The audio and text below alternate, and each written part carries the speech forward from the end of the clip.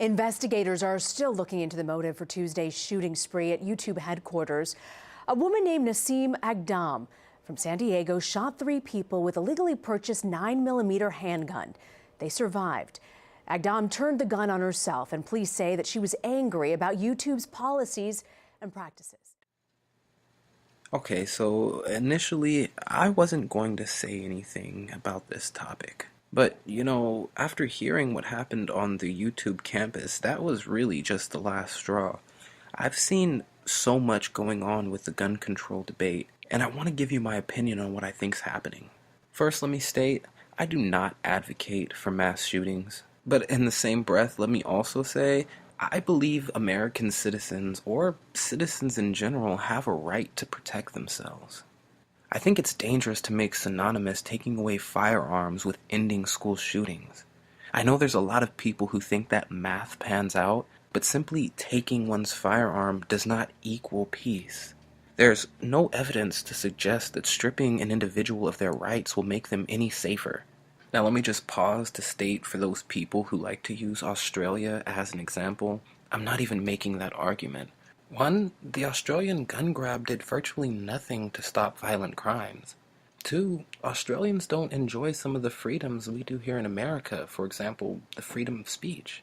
Lastly, the gun grab didn't eliminate all firearms. There were some citizens who still had the legal right to own. Of course, I'll leave links in the description for you to check those statistics out on your own. But just that alone, saying just that alone, will cause friction and problems. Look, bottom line, we shouldn't be killing each other, but we don't live in a perfect world. We need to accept that. Let's also accept, once they do get the proper gun control, whatever that definition is, they're not going to simply stop at the AR-15.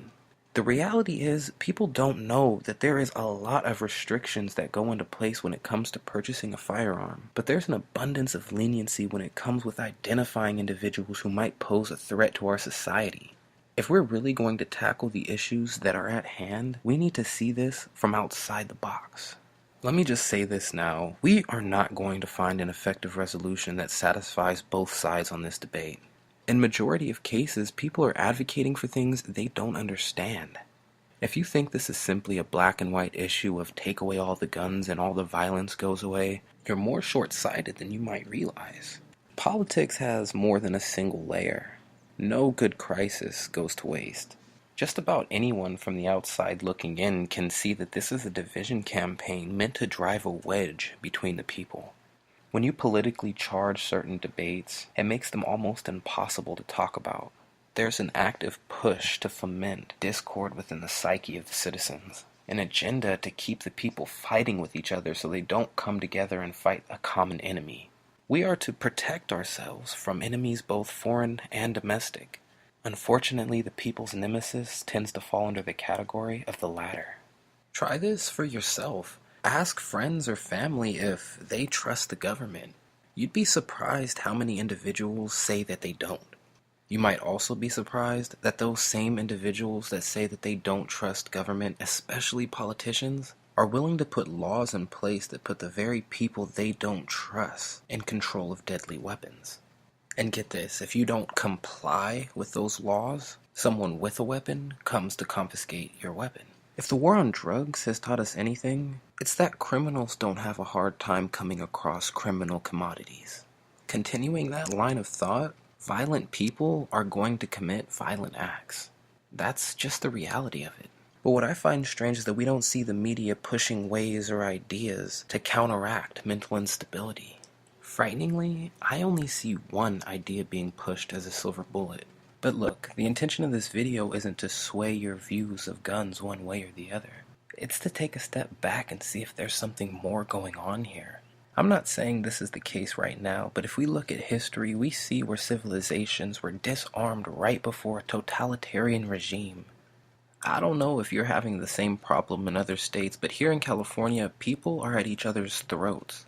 There are people here who are offended by almost anything. It's too easy to step on toes. That's really what this is about. It's about getting people to the point where they don't want to talk about anything controversial. There are networks of individuals sponsoring division campaigns. There's no reason to believe this isn't part of it. Let's think about that possibility. The possibility that, in our malleable mental state, politicians would be trying to take advantage of that. Completely unfathomable. But let's just be intellectually honest, again. These aren't necessarily people that have the public's best interest at heart. Mind you, there are some good people out there in the political world, but that system alone is designed to morally bankrupt.